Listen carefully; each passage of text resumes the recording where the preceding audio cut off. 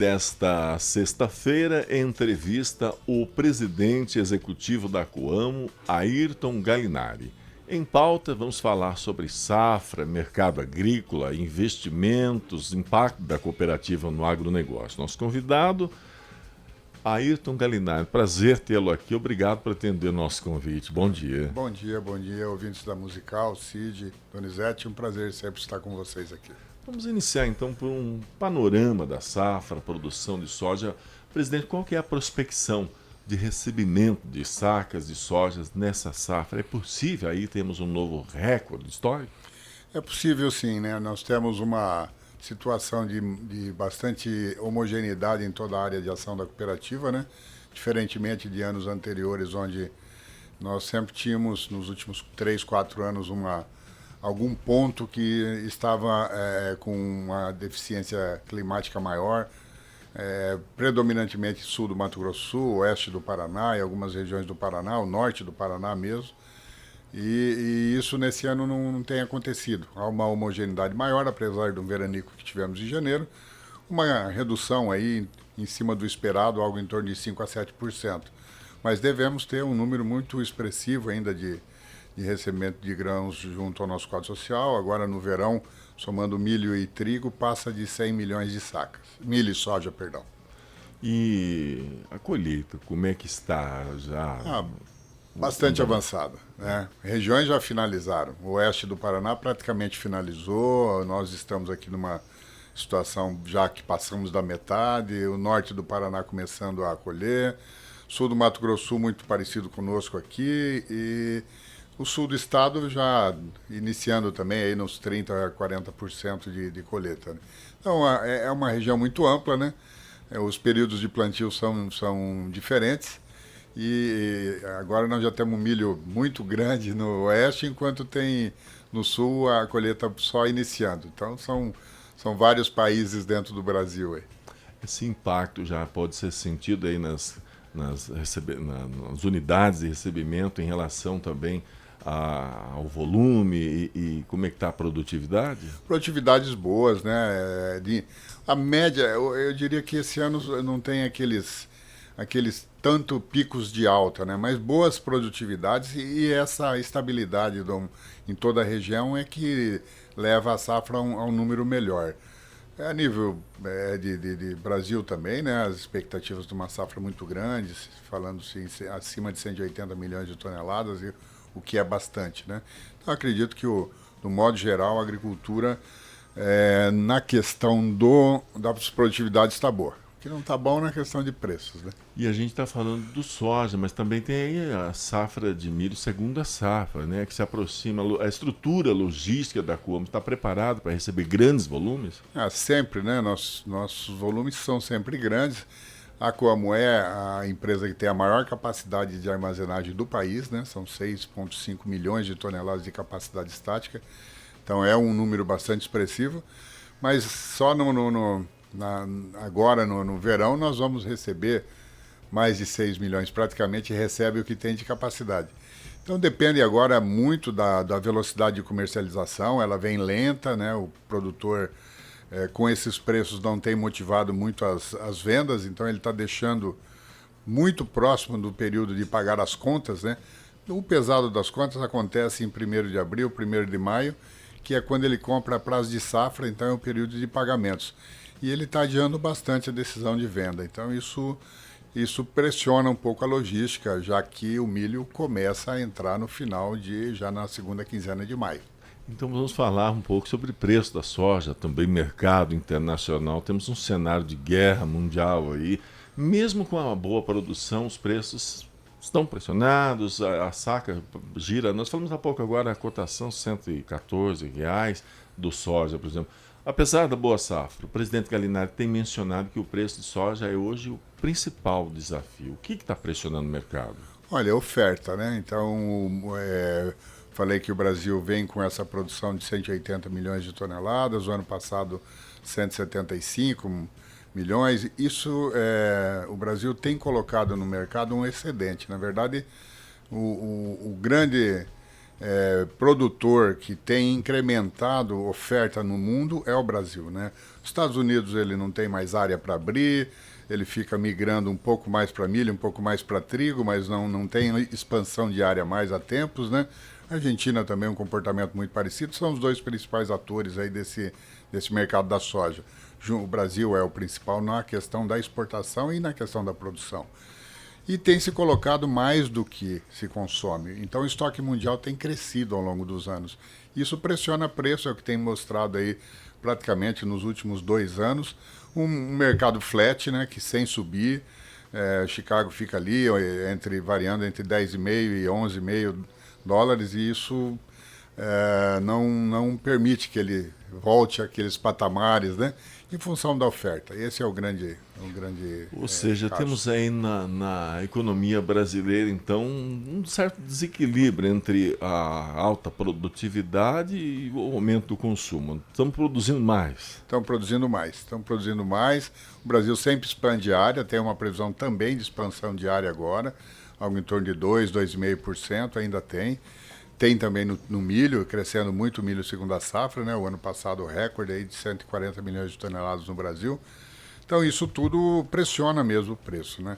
O que a gente observa é que do lado do custo é que tem aumentado. Esse é o problema que você falou da guerra. Então essa guerra afeta diretamente o custo de produção. Então a relação... Já dá para sentir isso? Já.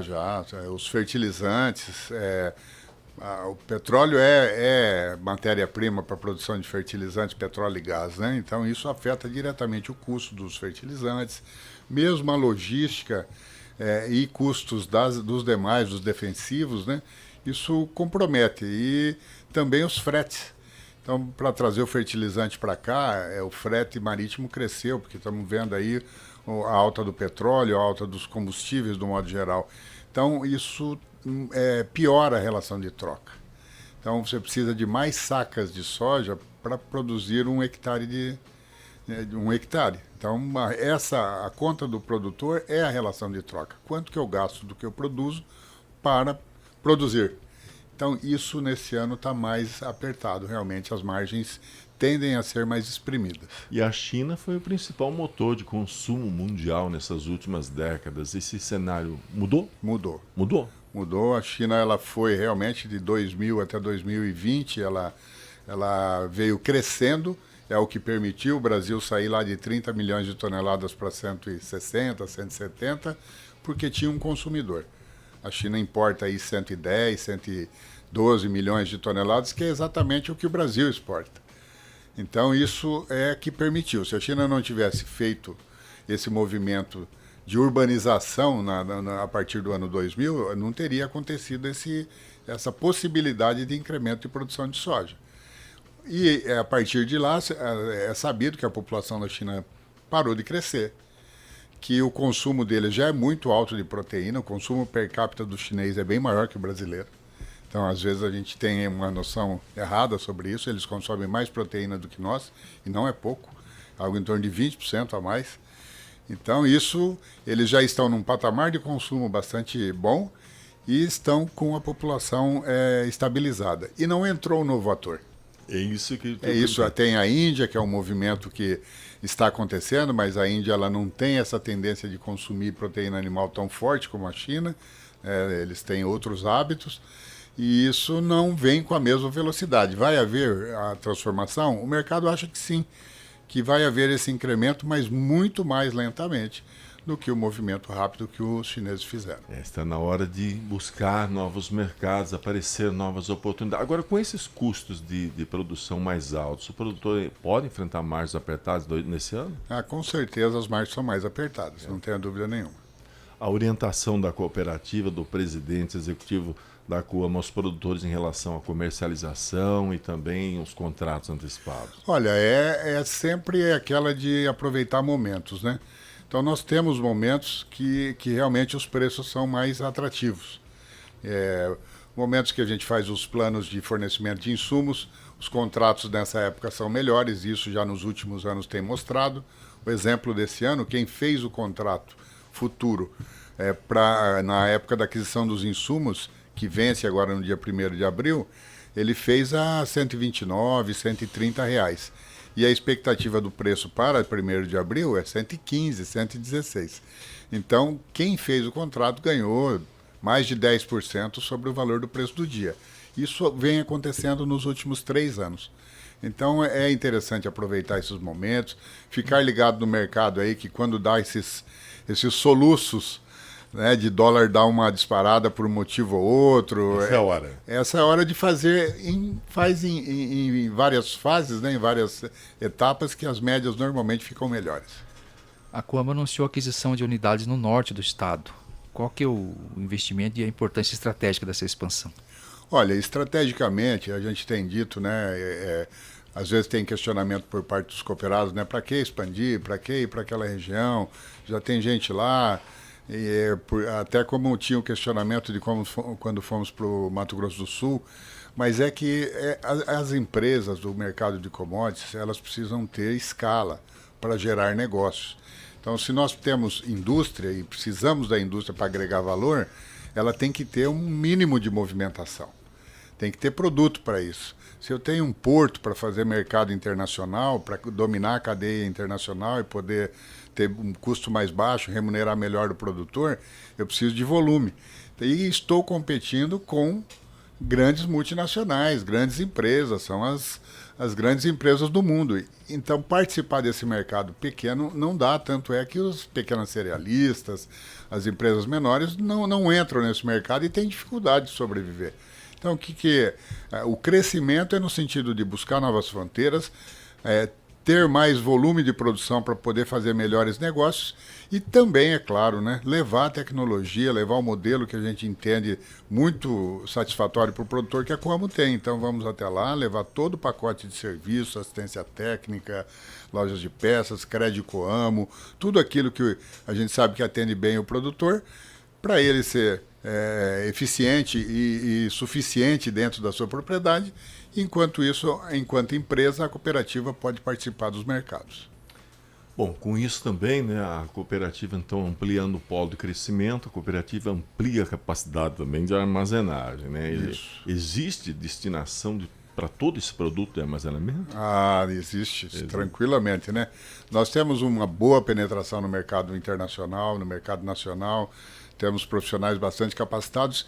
E, Donizete, nós temos o domínio da cadeia, isso que é importante. A gente tem da produção até o porto, passando pelas indústrias, e temos muito conhecimento na Europa, na China, na Indonésia, enfim, na Ásia, do modo geral, para fazer esses negócios. Então, acho que isso é que permite que a gente possa participar cada vez mais. Pode dobrar o volume aí, que está fácil de colocar. Vamos, né? Há outros investimentos aí, aquisições previstas próximos anos? Nós estamos aí finalizando o etanol de milho, né? Que é uma obra que deve estar finalizada aí na virada do ano. Temos em andamento também o biodiesel, a planta de biodiesel em Paranaguá, também um investimento da ordem aí de 450 milhões. Temos unidades que estão sendo finalizadas no Mato Grosso do Sul. E agora, é claro, essa grande expansão para o norte aí. O Cid me perguntou dos investimentos.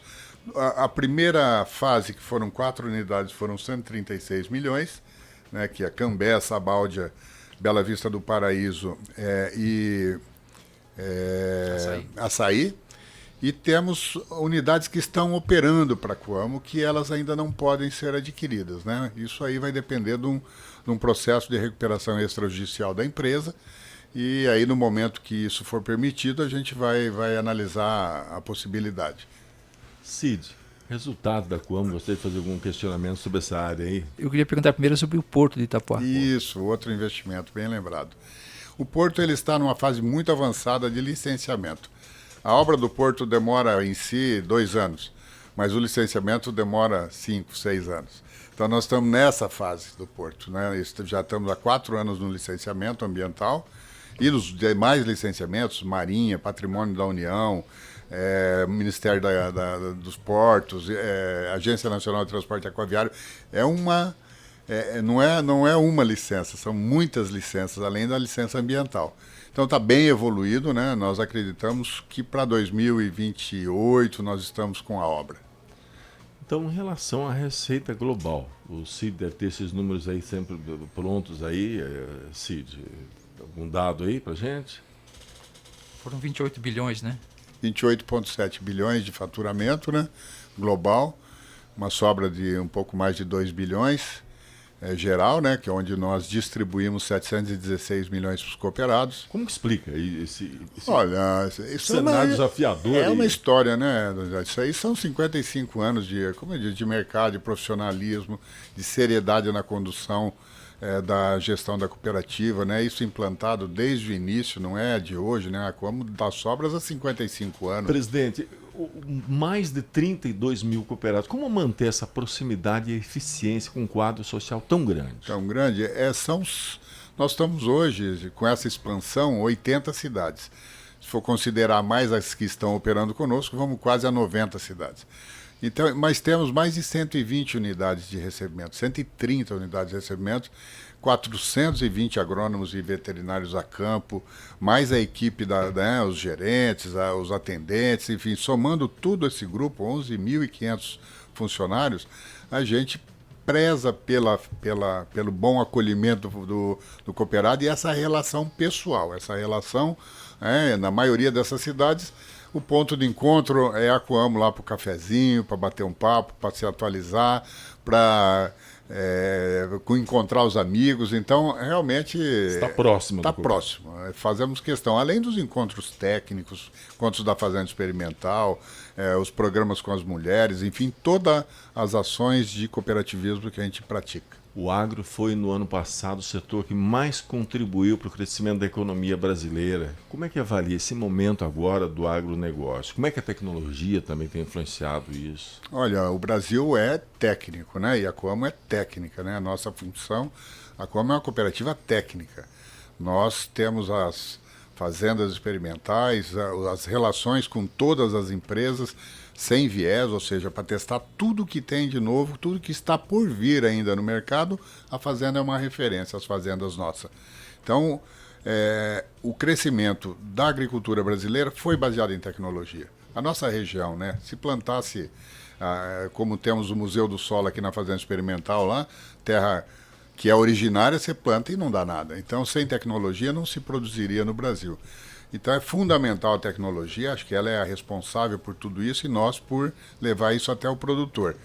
Todo o movimento que a gente faz junto ao quadro social é um movimento que prima pela ética e prima pela tecnologia. Então eu acho que o brasileiro aprendeu a produzir com tecnologia, o que nos criou um diferencial.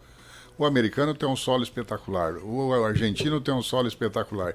Precisa menos preocupação com tecnologia. Nós não. Nós, todo ano, você incrementa algo novo, todo ano incrementa a produtividade. É isso que faz a gente ser o que é. Presidente executivo da Coamo, Ayrton Galinari. Para encerrar, então, obrigado pela entrevista, pelas informações importantes. Qual a mensagem do presidente aos produtores, cooperados, à comunidade que acompanha o trabalho da Coamo? A mensagem é uma mensagem de otimismo, né? Nós temos um ano que iniciou bem. Acho que o produtor fez o dever de casa. Ele não consegue mandar ou comandar a questão do preço do mercado. Isso é uma questão mundial. Então, o que ele tem que fazer bem é produzir. Porque se ele tem produto, ele está no jogo. Se ele não tem produto, ele está fora do jogo. E ele fez bem isso esse ano. O clima contribuiu também. Então, eu acho que nós iniciamos bem o ano. Temos uma expectativa muito boa aí do milho segunda safra, janelas boas de plantio, né, que realmente pode corresponder a uma safra boa. Então, acho que é isso, é otimismo, realmente a gente tem que fazer a nossa parte. E nós estamos fazendo bem, acho que podemos dormir tranquilo com isso. O Paraná recomendou aí, deu uma sugestão do valor para a safra agrícola, né? Atende a necessidade? Houve uma indicação do Estado aí. Eu não me lembro a cifra agora, mas foi um valor, eu acho que ficaria considerável, até não sei se o presidente tomou... Não tomei conhecimento. Eu não tenho essa informação aqui agora e vou ficar devendo, então. Não, mas não tem como, isso não, a gente não manda. Você tem câmbio, você tem dólar, tem prêmio e tem Chicago e tem frete, você tem essas variáveis todas. O frete subiu agora, cai a rentabilidade. Não adianta, subiu o frete marítimo e subiu o frete rodoviária em função da alta dos combustíveis. Isso é um fator de pressão de preço. Subiu o preço dos nitrogenados, que é a origem do petróleo, subiu o preço dos fosfatados, então, isso tudo pressiona preço. 670 bilhões era o valor sugerido. Sugerido para o plano agrícola. Para o governo federal. O Paraná deu essa proposta. Né? Isso. Plano Safra. O plano Safra, para os investimentos. Uhum. O ano passado ficou na ordem aí de 400 e alguma coisa. Então seria um número importante. Isso é importante. Né? Isso o governo pode fazer e deve fazer e tem que fazer. A subvenção do seguro agrícola é fundamental para que dê segurança para o produtor produzir e ter recursos, né, com valores que ele possa pagar. O Selic de 15 é muito pesado para o setor, é muito difícil você ter uma atividade que remunere tudo isso. Então é importante que o governo traga dinheiro em condições satisfatórias para que ele possa produzir. Obrigado, uma ótima sexta-feira. Obrigado a todos, obrigado pela oportunidade. Sextou, Cid. Vem aí o Max Moreno com Manhã Musical. Nós voltamos segunda-feira. Um abraço a todos. Estaremos aqui nesse mesmo horário com novas informações da cidade e região. Até lá. Você ouviu Jornal 100. As principais notícias de Campo Mourão e região, com a tradição e credibilidade que você